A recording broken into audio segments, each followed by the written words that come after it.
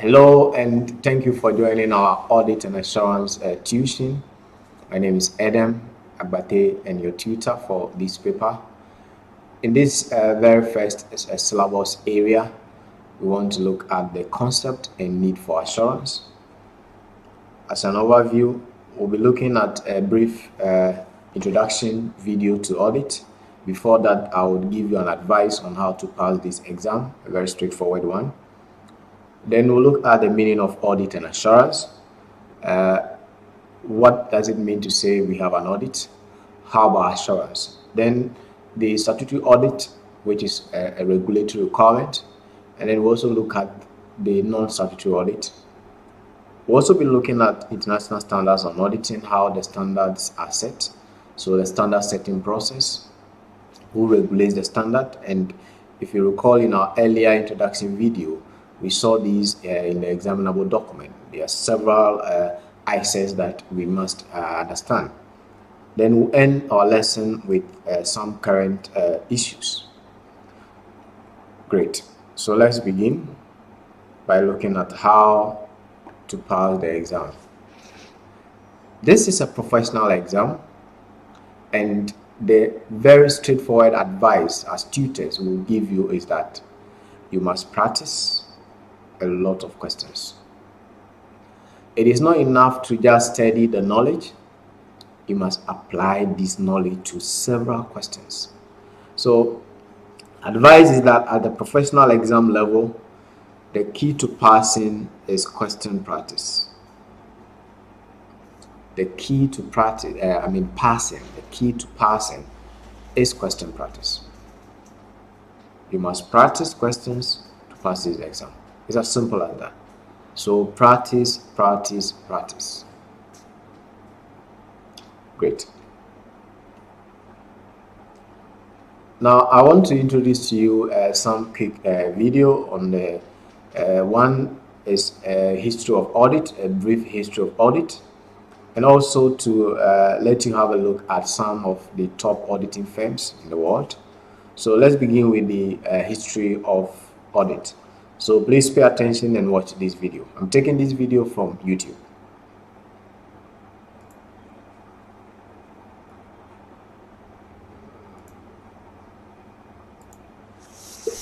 Welcome to the history of audit. At Bazaar, we're proud to be auditors because of the important role it plays. To understand its importance and why we do what we do, it helps to know something of the history behind audit's development. The first references to audit are around the time of the Roman Empire, some 2000 years BC. The emperors appointed bright and ambitious young men that they considered trustworthy as quaestors.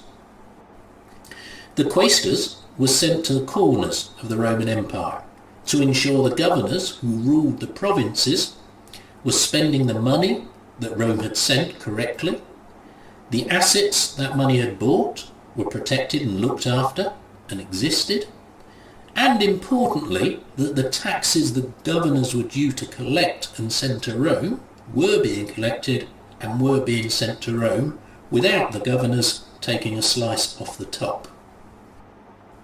So a theme starts. Somebody, in this case a ruler, appoints someone they consider trustworthy to verify financial expenditure, assets, and that there's no fraud. Moving on some 3,000 years to Henry I of England.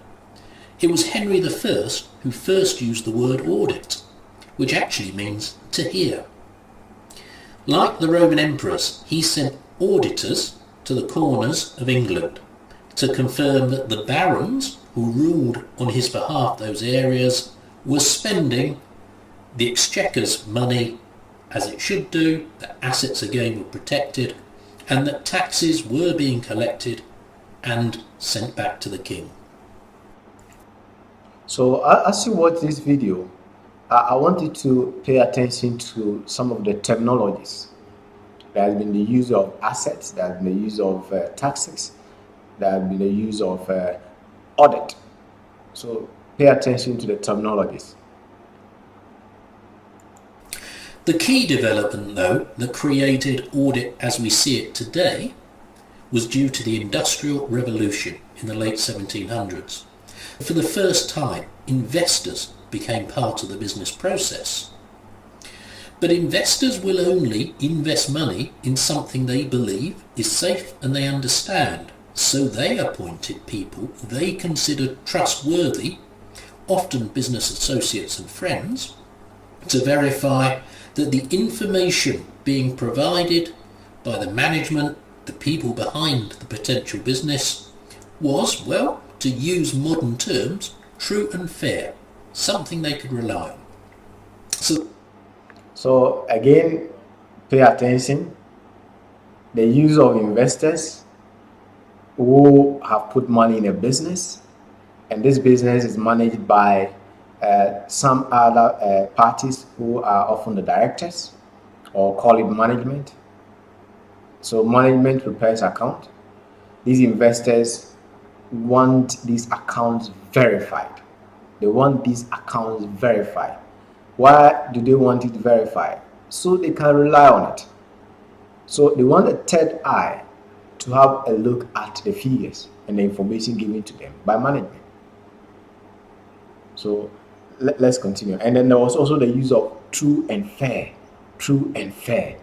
So these are concepts that we would have to understand. All right, let's continue the video. So there we have it.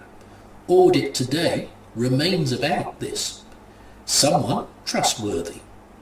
Reporting to investors, no, not companies, but investors, on financial information prepared by management, and whether that information is reliable, or again, to use the terms, true and fair. Of course, audits developed further. The stock market crash in the US in 1929 resulted in a lot of new regulation. From then, auditors needed to be professionals, qualified, not your friends. It also brought around a much greater focus on the profit and loss and financial reporting of performance. The development of computers and computerization enabled businesses to become truly global and truly massive. And we had to adapt our organisations and techniques to respond to this. Auditing scandals in the 1980s and 1990s brought further regulation. But one of these scandals, Enron, demonstrates the importance of being trustworthy. Enron were audited by Arthur Andersen, then the largest and most financially successful audit firm. Because one of its partners was deemed complicit in such a large accounting scandal, it lost its reputation, and so it ceased to exist overnight. It was no longer considered trustworthy. Hopefully that will enable you to understand a little bit why we at Bazaar place such an importance on maintaining really high standards of integrity, independence, ethics and technical competence. Final point though. So it's important at this early stage, again, you are observing the terminology. Trustworthy. Trustworthy. So it's telling you that auditors are people who are seen to be trustworthy.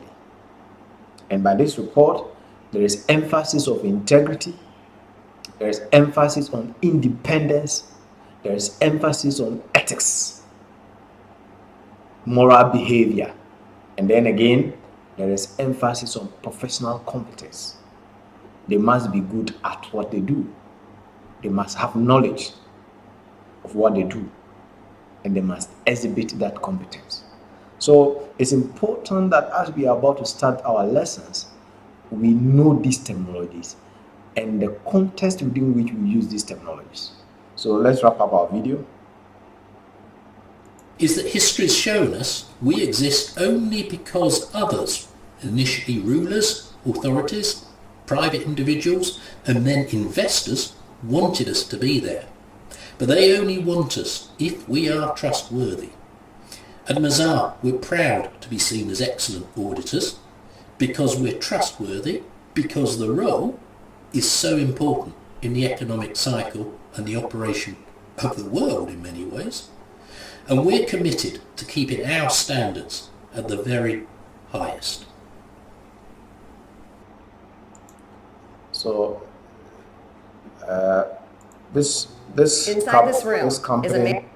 company Bazaar is one of the top audit firms, but not part of the top 5.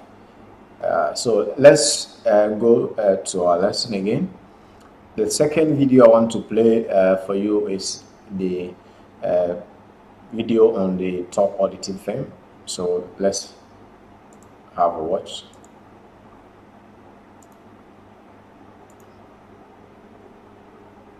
Services at a large corporation, it's likely you're familiar with the big 4 accounting firms: Deloitte, Ernst & Young, KPMG and PwC. But you may not be aware that there were originally 8 large companies in the industry, then 6 and then 5, before the Enron scandal kicked in and it swiftly became 4. But where did the original 8 arise from? How did 8 become just 4? And are these financial giants likely to be knocked off their 4-way perch anytime soon? Here's how it happened.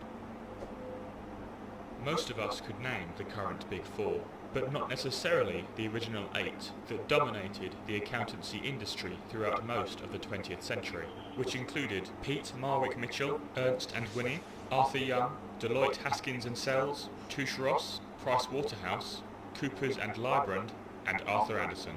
Most of these companies originated from the mergers of smaller audit firms, all hailing from the USA or the UK, expanding internationally by forming local partnerships.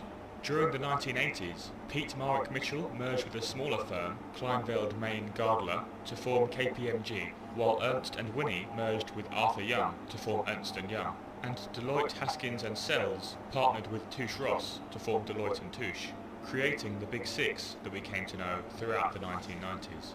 6 became 5 in 1998, when Price Waterhouse merged with Coopers & Lybrand to form what we now know as PwC.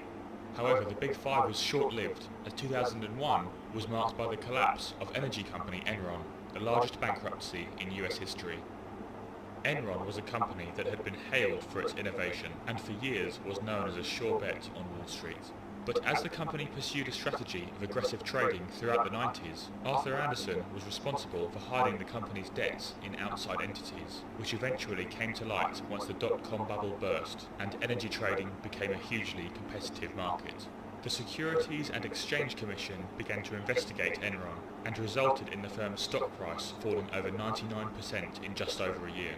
This spelt the end for Arthur Andersen for their part in the scandal, who were found guilty of the obstruction of justice and lost its certified public accountant license in August 2002, resulting in 85,000 employees losing their jobs. Most of the firm's international practices were later sold to other members of the Big 5. The consultancy branch of Arthur Andersen was able to escape the verdict of the courts and was rebranded to Accenture, now one of the world's largest consultancy firms and a Fortune 500 company.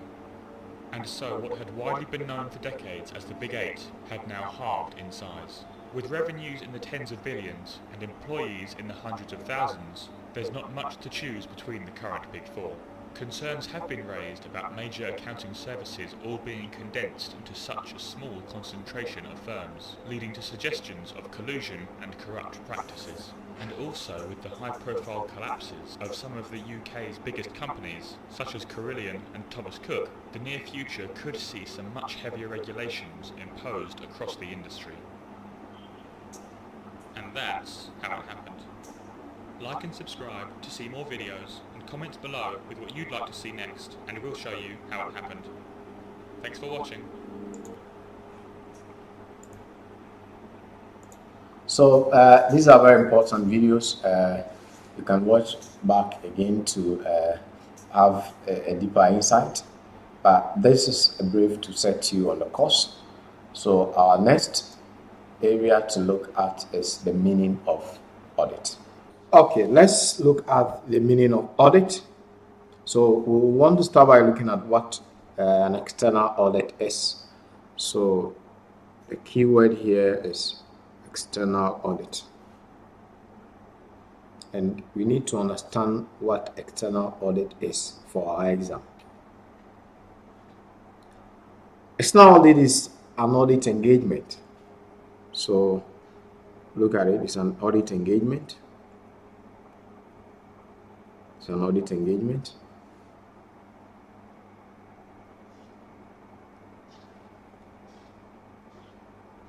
It's a type of assurance engagement.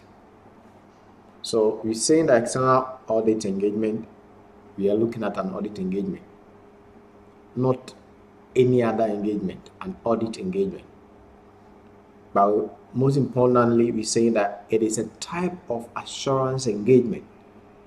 It's a type of assurance engagement carried out by an auditor to give an independent opinion on a set of financial statements. So here, you should know that this is a service.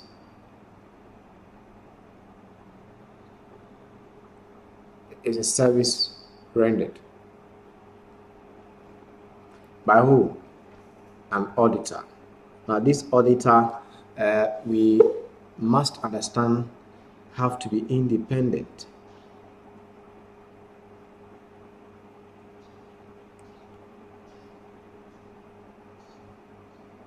Let me have this. Must be independent of the directors, or say management of the company. And who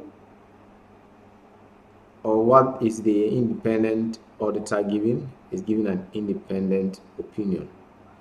And this we will often say the audit opinion.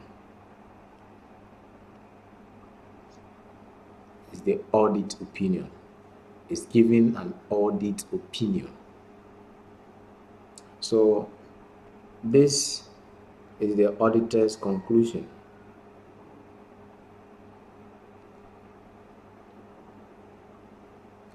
On what? A set of financial statements. And you know that financial statement is made up of P&L, it's made up of financial position, it's made up of cash flow, and then the disclosures. Now, these define the scope of the audit engagement. And again, we say these are the subject matter. And the subject matter define the scope of the engagement.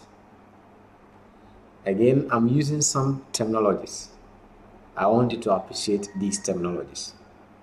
We are saying that an external audit is a type of assurance engagement carried out by an auditor to give an independent opinion on a set of financial statements. And I've referred to this assurance engagement as a service provided by the auditor. So the assurance, look at it, assurance, to give an assurance.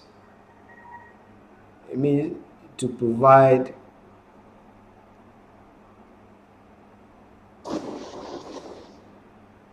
some level of confidence in a subject matter. So, and we'll look at in the technical context what an assurance engagement is. But I just want you to think this way: assurance engagement. Okay. Now let's look at what the objective of an external audit is. Here we know what the audit is, but what is the overall objective? And we need to know this for our exam. What's the objective of an external audit? So as per the ICA 200, the auditors or the external audit objective would be for the external audit of financial statement is that it's to enable the auditor to express an opinion on whether the financial statements are prepared in all material respect in accordance with applicable financial reporting framework.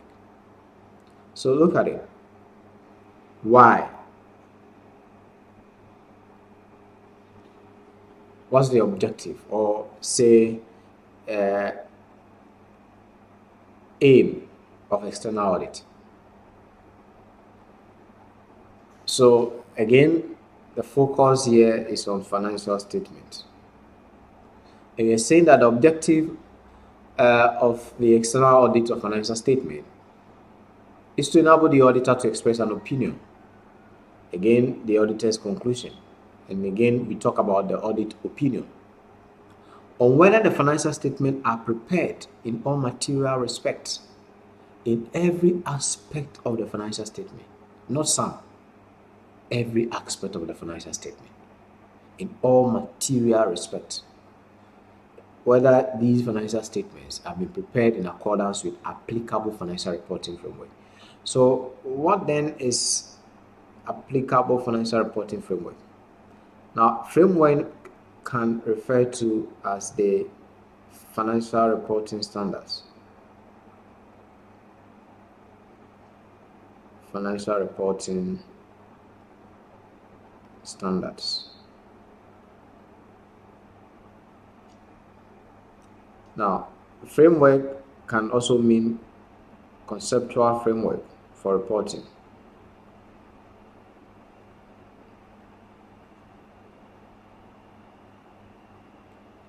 Or, okay, let me write it in full for financial reporting.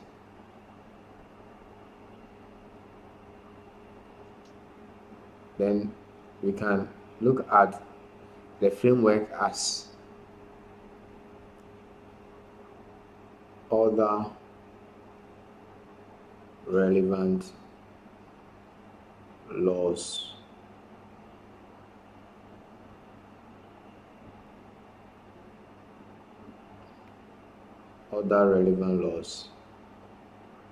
and regulation. And please take note of these details because we'll be making reference to them over and over throughout our studies. So, applicable financial reporting framework, know that it is not only about the accounting standard. Accounting standard, we talk about the IAS or IFRSs. And then, of course, conceptual framework provide a basis for the reporting. Now, depending on the type of industry the entity is operating in, you can look at other reporting framework. And in Ghana, we talk about the Companies Act 179. That's Companies Act of 1963 at 179. So Act 179. You can also look at, for instance, if the entity is operating in the banking sector, for instance, you look at the Banking Act.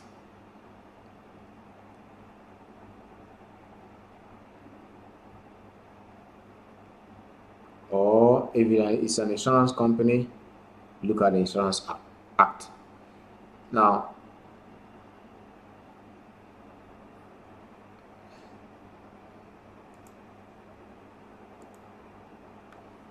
if it's a listed company, then you also want to look at the listing rules, the stock exchange listing rules, which will guide the entity's reporting.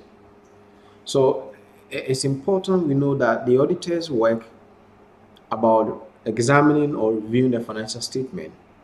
It is not only to use the accounting standard as benchmark. It is for the auditors to also look out for compliance with applicable laws and regulation. Have the entity comply with the Companies Act in preparing its account?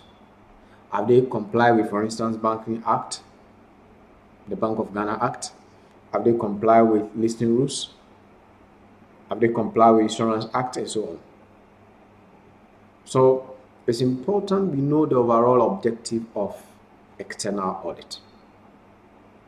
And we are saying that it is to enable the auditor express an opinion, one,